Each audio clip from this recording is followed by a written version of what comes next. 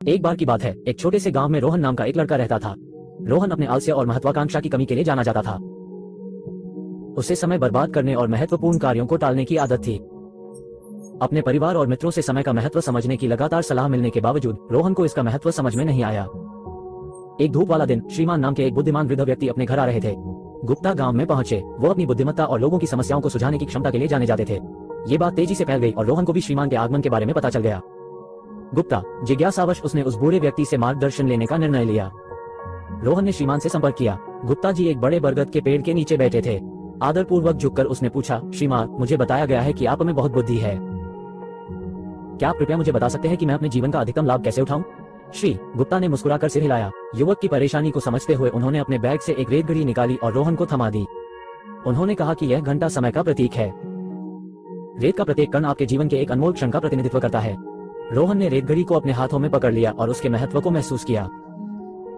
अब श्रीमान, गुप्ता ने आगे कहा, मैं चाहता हूं कि आप ये कल्पना करें कि इस रेत घड़ी से होकर गिरने वाला रेत का प्रत्येक कण एक बर्बाद हुआ अवसर है। हर बार जब आप टालमटोल करते हैं या समय बर्बाद करते हैं तो एक दाना हमेशा के लिए हाथ से निकल जाता है। रोहन को अपने कृत्य की गंभीरता का एहसास हुआ और वह श्रीमान की बातें ध्यानपूर्वक सुनने लगा।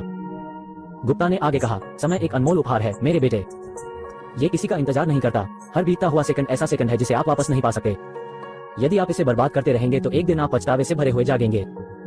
रोहन ने तत्परता का एहसास करते हुए पूछा, लेकिन मैं कैसे बदल सकता हूँ? मैं समय का महत्व कैसे समझ सकता हूँ और उसका अधिकतम लाभ कैसे उठा सकता हूँ? श्री गुप्ता गर्मजोशी से मुस्कुराए। उन्होंने कहा कि इसकी शुरुआत छोटे कदमों से होती है। लक्ष्य निर्धारित करके शुरुआत करें और अपने कार्यों को प्राथमिकता दें। उन्हें प्रबंधनीय भागों में विभाजित करें और उन्हें एक एक करके पूरा करने पर ध्यान केंद्रित करें। अपने समय का प्रभावी प्रबंधन करना सीखें। याद रखें, सफलता उन लोगों को मिलती है जो समय का मूल्य समझते हैं। रोहन ने बूढ़े आदमी की सलाह को दिल से मान लिया और अपना तरीका बदलने का फैसला किया। उन्होंने अपनी दैनिक दिनचर्या को व्यवस्थित करना शुरू किया। विभिन्न गतिविधियों के लिए विशिष्ट समय सीमा निर्धारित की। उन्होंने ध्यान भटकाने वाली चीजों को हटा दिया और केवल अपने काम पर ध्यान केंद्रित किया। धीरे धीरे रोहन को अपने जीवन में सकारात्मक बदलाव महसूस हुआ। दिन सप्ताहों में बदल गए और सप्ताह महीनों में। रोहन की नई नई लगन और अनुशासन ने उसे पल दिया। उन्होंने वे कार्य पूरे किए जिन्हें वे वर्षों से टाल रहे थे।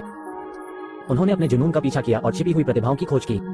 गांव वालों ने रोहन में आए उल्लेखनीय परिवर्तन को देखकर आश्चर्यचकित हो गए। समय के साथ रोहन को एहसास हुआ कि समय की असली ताकत सिर्फ कार्यों को पूरा करने में नहीं, बल्कि रिश्तों को पोषित करने में निहित है। उन्होंने अपने परिवार और दोस्तों के साथ गुणवत्तापूर्ण समय बिताया तथा उनके साथ बिताए गए पलों की सराहना की। उन्होंने समझा कि समय एक सीमित संसाधन है और प्रियजनों के साथ बिताया गया प्रत्येक सेकंड एक खजाना है। वर्ष बीत गए और रोहन बूढ़ा हो गया। उनके गांव ने उनकी उल्लेखनीय उपलब्धियों और समय के बुद्धिमानीपूर्ण उपयोग के लिए उन्हें सम्मानित किया। उन्होंने अपनी यात्रा को युवा पीढ़ी के साथ साझा किया तथा उनसे हर गुजरते पल का आनंद लेने तथा अपने जीवन का भरपूर आनंद उठाने का आग्रह किया। रोहन की कहानी दूर दूर तक फैल गई, जिससे अनगिनत व्यक्तियों को समय के साथ अपने संबंधों का पुनर्मूल्यांकन करने की प्रेरणा मिली। लोग ये समझने लगे कि समय महज एक वस्तु नहीं है, बल्कि एक अनमोल उपहार है जिसे संजोकर रखना चाहिए। और इस प्रकार श्रीमान की बुद्धिमत्ता के तहत गांव फला फूला। गुप्ता और रोहन के परिवर्तित जीवन की कहानी हर किसी को समय के महत्व और उनकी नियति को आकार देने में निहित इसकी शक्ति की याद दिलाती है।